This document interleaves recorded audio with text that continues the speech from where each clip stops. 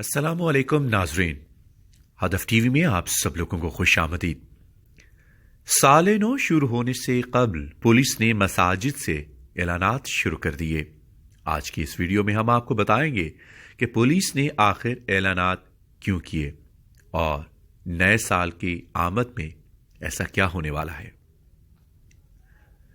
سال نو پر ہوائی فائرنگ کرنے والوں کے خلاف اقدام قتل کے مقدمات درج سے متعلق پولیس نے مساجد سے اعلانات کرانا شروع کر دیے۔